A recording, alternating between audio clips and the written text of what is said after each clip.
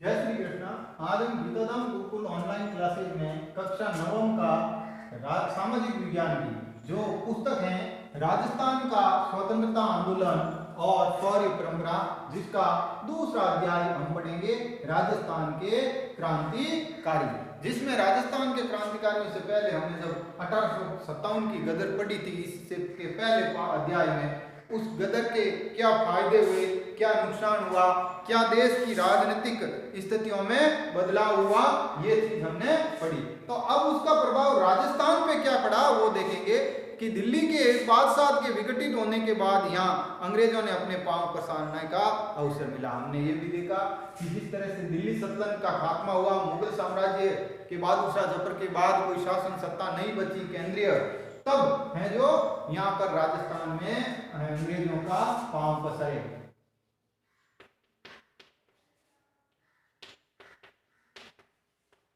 मुगल साम्राज्य के अंत के बाद राजस्थान में है जो अंग्रेजों या अंग्रेजी सत्ता स्थापित हुई थी। राजस्थान में सामंतवाद के सबसे क्रूर और घृणित रूप अंग्रेजों के शासनकाल की देन है, और सामंतवाद का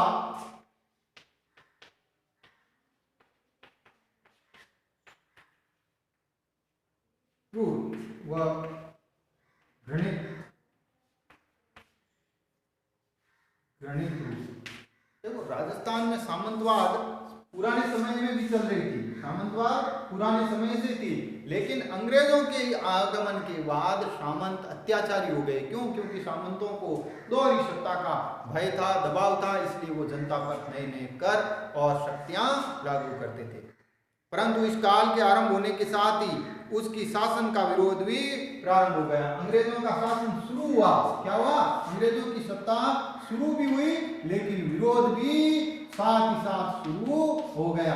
और इस विरोध की शुरुआत है जो इस दौर में अनेक साम्राज्य विरोधी कविताओं का संबंध भरतपुर से रहा। उसमें भरतपुर भी एक रियासत थी। इस भरतपुर रियासत का भी है जो विरोध शुरू हुआ, और मराठा सरदार होलकर ने यहाँ शरण ली थी।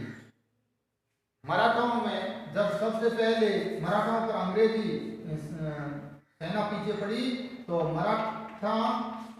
मराठों ने शरण ली थी। होलकर ने, इसने होलकर मराठा सेना का एक सेनानायक था, उसने यहाँ शरण ली। भरतपुर के राजा रणजीत सिंह ने अंग्रेजों से संधि के बावजूद होलकर को अंग्रेजों के हवाले करने से इनकार कर दिया। इस पर अंग्रेजों ने भरतपुर पर हमला कर दिया। क्यों? क्योंकि उन्होंने होलकर को संधि के बाद भी है जो उसको सुब्रत नहीं किया। तो कहते हैं कि आछो गोरा हट जा, राज भरतपुर को रे गोरा हट जा, भरतपुर गढ़ बाको किले रे बाको गोरा हट जा। अंग्रेजों को वहाँ कविताओं के माध्यम से वहाँ के सरदार को लोगों ने उत्साहित किया कि हे गोरा, अब इस भरतपुर साम्राज्य से तुम हट जाओ, तुम्हारा यहाँ कुछ भी लेना देना नहीं है। ये भरतपुर अपने आप में गर्वीला है, अपने आप में ये भरतपुर है जो कई तरह से है जो इसका स्वाभिमान है, तुम्हें यहाँ कुछ नहीं मिलना। भरतपुर से संबंधित एक कविता कविराजा बांकीदास ने भी कही है। चारण कवियों में है जो हमारे बिंगल और पिंगल के जो कवियों में है, उसमें श्रेष्ठ कवि हैं बांकीदास जी। कौन है? बांकीदास कवि, और इनको राजा की उपाधि है, कवि राजा कहते हैं इनको। बांकीदास कौन? कविराजा बांकीदास ने भी है जो कि वह जोधपुर नरेश मान सिंह के राजकवि और काव्य गुरु भी थे। वो जोधपुर नरेश के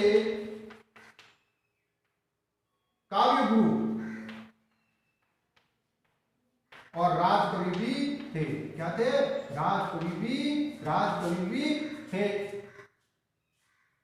उनकी ग्रंथावली नागरी प्रचारणी सभा में 3 खंडों में प्रकाशित हो चुकी हैं। उनकी लिखी तथा संकलित राजस्थानी में 2700 ऐतिहासिक बातें भी हैं, विभिन्न भाषाओं की जानकारी के साथ साथ इतिहास का भी उन्हें बहुत अच्छा ज्ञान था।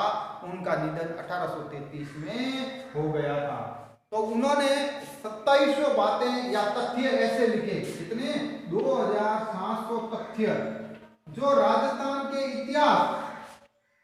इतिहास से संबंधित हैं। क्या है? संबंधित हैं। तो इस वजह से ये एक ऐतिहासिक ग्रंथ भी हो गया और इसकी वजह से है जो इतिहास को भी हमें अवलोकन या अध्ययन करने में है जो सफलता या सरलता मिलती है।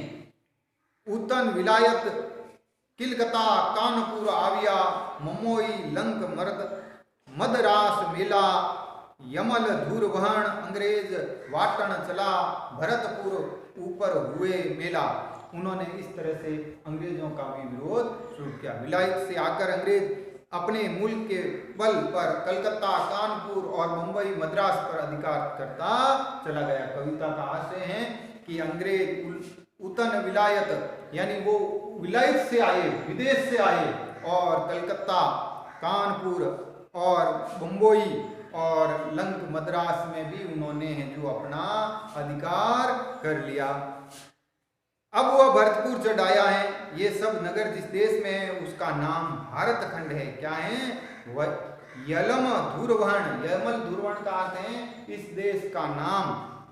अंग्रेज वाटन चला और इस तरह से अंग्रेज जिस तरह से ऊपर आना शुरू हुआ है, अंग्रेजों ने जो फौज बटोरी है वह इसी देश के विभिन्न लोगों से बनी हुई है। तो इस तरह से इन्होंने भी अपना है जो किया है।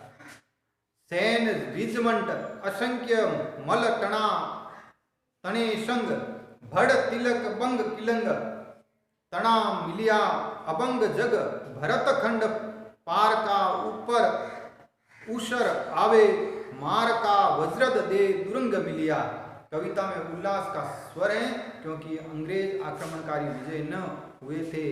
तो उनके भी दो हैं जो गीत या कहानियां दे। तो इस तरह से हम पढ़ेंगे अगले अध्याय में कि कविताओं के माध्यम से किस तरह से अंग्रेजों ने भारत की इस भूमि पर कब्जा किया। धन्यवाद।